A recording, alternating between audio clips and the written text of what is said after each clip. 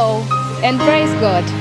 This is Namara Hilda and this is the Gospel Cafe. It awakens souls and it brings the light of Jesus Christ to the lost.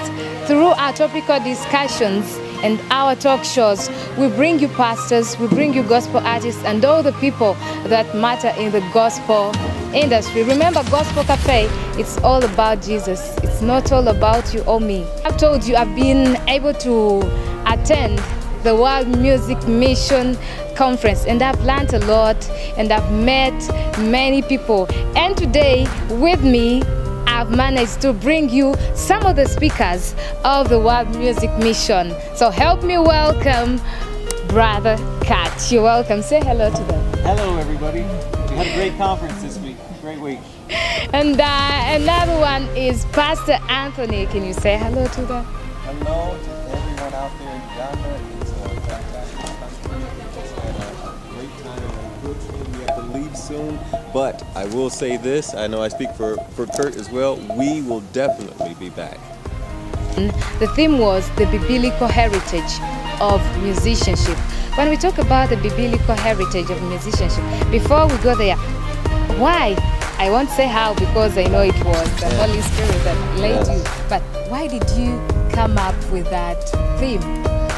Okay, well, you know, I think that most musicians have never understood what the Bible says about them and their heritage.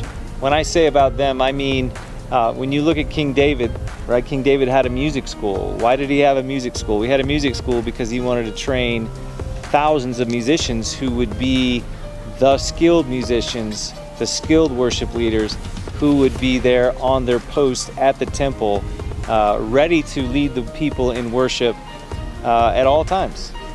And then secondly, he wanted to be able to have the musicians ready for important events. So when you study the Bible, the musicians are everywhere. At almost every important event they are there, and they're there for battle. And obviously they were there to lead worship at the temple. So King David was a leader, he was a man of action, and he wanted the best praise for the God who was the best. And he wanted to train his people to be the best and offer their best. Okay, thank you so much. And Pastor Anthony, how did you connect with Brother Kat to bring up that theme? Were you part of that? Okay. Well, you know, Kurt and I met, I can't remember how many years ago it's been now. Time. So 10 it's years, been some years ago. And so he and I, you know, I used to be a musician. I played, I led music, and I found out that he played the guitar and that he was very good and very skilled at it. And then we started talking about, I have a dream to travel the world, and he had a world music mission, so his dream was to go and set schools up around the world. And I said, well, you know, my focus isn't exactly the same, but I can grab a hold of that vision and I can run with that vision that he has, because I feel like there's a strategic partnership that comes together, because as I go and do the things that I go, then I'm going to let him know that, hey, I'm going to whatever country it is to start to do some things, to do some ministry. Why can't we start music there as well? And then he's saying, I'm going this way to start music. I say, well, I will go with you and I will support what you do. And I believe that this is the way the body of Christ is supposed to operate.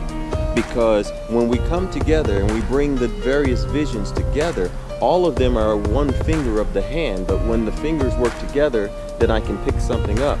And when the hand becomes a fist, we could strike the enemy and strike in the places that God has us to go and dispel the darkness with the light.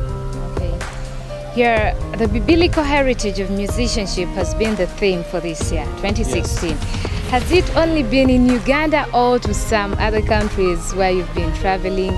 In the US, you've been to Cameroon.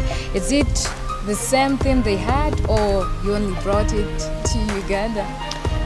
We taught on some of these things in Cameroon. But this has been a developing, I think, thing in my heart, because I've really been studying where the musicians are in the Bible. And because we have a school here, which we've been working on for 10 months, right? We have been teaching this throughout the school year And so it just seemed like it was the right thing to bring it to Uganda in general, okay? Because I think once musicians know how important their role is and where they are in the Bible, they take it more serious, and they understand that I have a job to do, and that is to fill the churches with authentic praise and worship so that the people are affected and they go back into their communities as witnesses, as lovers of their spouses, their kids, their neighbors, and the gospel grows and the goodness of Jesus is shed. Okay. So, do you think World Music Mission is going to do, or is going to help those artists to come back or to find the light or the word of Jesus Christ to be alive in them through World Music Mission, the artists in Uganda? Yeah, I think so. I mean, I think, you know, there is a time and a place for people coming back to what is important in life. And I think that many times, you know, you think that one thing is important and then you find out, well, it wasn't what I thought it was. You know what I'm saying? And then you come back and you say, you know what, God, I need you. And I need you to be in my life in a big way. And what we do as an organization is we're trying to encourage musicians to understand the value that they play in leading the body of Christ. And it's not just about us being good musicians or playing good music, but it's about the lives we change. And if we can inspire others to think about their music, that they can change lives for eternity, right? And they can change families, and they can change young people and old people and bring people to a place to where they want to know God more. And their lives are more healthier because they are living for God. So yes, I think we could do that. When those who have caught that, the artists that are serving the Lord, and they're using their gifts and their talents to serve God, when they start to do what God has put in their hearts, what happens is it will cause some others that have slipped away, as you talked about, it'll stir up something in them. It's kind of like when in the Bible, when the gospel was preached, it says, now when they heard the word, when Peter preached the word, it says others became obedient to the faith. Others were stirred up because somebody is doing what they knew was in their heart originally, and it stirs them up. So the way that they can do that is to reach out, but stay true to the gospel. Stay true to God. Don't compromise, no matter what. And others will start to see that there's not a compromise, but yet there's something different about the worship and praise that's going forth than there is about the other music. Okay, this is your first time to be in Uganda, isn't it? How about Africa? I love Africa. You love Africa? I love Africa. Is it your first time to be in Africa and Uganda? It's first time in Uganda, not my first time in Africa. Okay, so how have you found Uganda apart from those other countries you've been to? According to the World Music Mission, the attendance, the character of people, the way we prepare, how have you found it as a pastor? Well, how would you describe Ugandans? The one so far, from what I have met, I would say they have a desire to worship and praise God. And there's a hunger and a thirst for knowledge, for understanding, and for growth. And that means more than anything else. Well, you started World Music Mission last year. So how do you compare last year and this year? The attendance? Well, you know, I think, you know, I think maybe last year when we had 78 people come this year, at least on the first day, right? And I think last year we had 80 some. So, you know, to me, I don't mind if it's larger or smaller, because what I'm focused on is the school, obviously, the long-term goal, and that is to raise up disciples, meaning people that actually are committed to the cause, right? And that cause we have is to grow authentic worship, and we do that through growing authentic musicians who really want to work hard to become the best that they can at it, right? And then they in turn will teach others, so that the number of authentic musicians and worshipers is growing out. Because we have a great message, right? We have a message of love. We have a message that God cares about you, and you're not alone. Because how many people in this world are walking around going, I don't even know if I have any hope, right? I don't even know, is there a God? Does he care about us? And we're bringing the message that he does. And what better way to do it than beautiful music? So we want to raise up musicians that know what they're doing to bring joy to people, to bring hope to people, to bring soothing music. So, you know, I wish there would have been more people here this year, of course. But you know, I'm very satisfied with those that are here, because really you need to train a smaller group first, and then you move forward. And plus we trust God, right? We see the fruits of what has happened in a year, right? We have a school now that had a lot of people register. We have now teachers that are developing who are doing the teaching now. What else could we ask for, right? Yeah, so Pastor Anthony, you can say your last words to the people viewing you, or the word of encouragement or words of hope to them. Well, what I'd like to say to the people of Uganda is imagination. Imagination. Open up and imagine. Imagine what it would be like if all Uganda was saved. Imagine what it would be like if the gospel went out and people had come to the Lord. Imagine what it would be like, though, if you were able to live the dreams that you have. God has given you an imagination, and he wants to ignite it and open it yet again.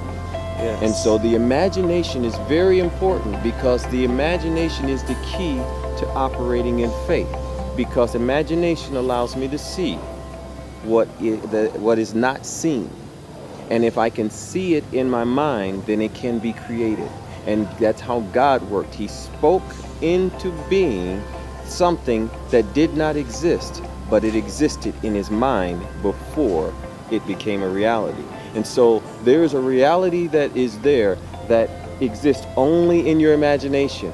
But God gave you that so that you can dream larger, dream beyond. Don't let anyone crush your dreams. Don't let anyone tell you that you can't do something. If God has put it in your heart, then you need to know that it can come to pass. Okay. Pastor Anthony says imagination. And Brother Kat, your last one to the people of Uganda. Yeah. Well, you know, I'm happy to be here. You know, World Music Mission, we started in 2008, and then this last year we started a new organization called Imagine Music Schools. Okay, so I live in America, right? And I'm trying to get people to help me help people who want to build schools for musicians in their countries. And so we have one that we're working with now, right? EA Gospel Academy. And so what we are doing is telling people to imagine what it would be like to have schools in places where we could remove barriers, like people who don't have instruments, right? People who don't have teaching.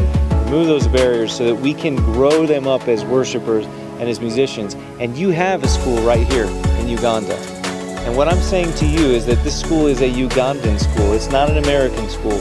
It is a Ugandan school. And you have musicians that are learning, and they're becoming teachers. And what we want to do is grow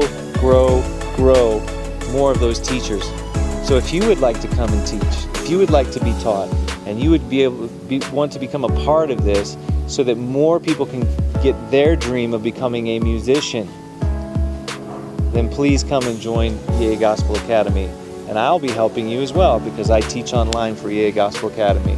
So we welcome you. Please dream with us and make it happen. Sacrifice like the rest and make it happen.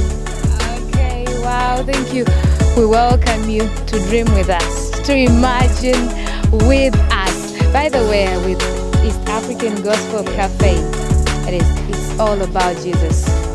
You're a vocalist, you're a vocal teacher, you're a pianist. So when I say it's not about you, oh me, it's all about Jesus. Okay. How is that? I think it was pretty good. So will you back me up? Yes. Which voice do you sing? I had you singing alto. It's not about you, oh, it's all about Jesus. Okay. It's not about you, oh me, it's all about Jesus. How is that? Is it right? Yeah, that has been Brother Kat and Pastor Anthony Furlow, all the way from the US. They have been with us during the World Music Mission, and I'm very privileged and I'm very honored to have them on my show, Gospel Cafe. Thank you for coming. You're welcome.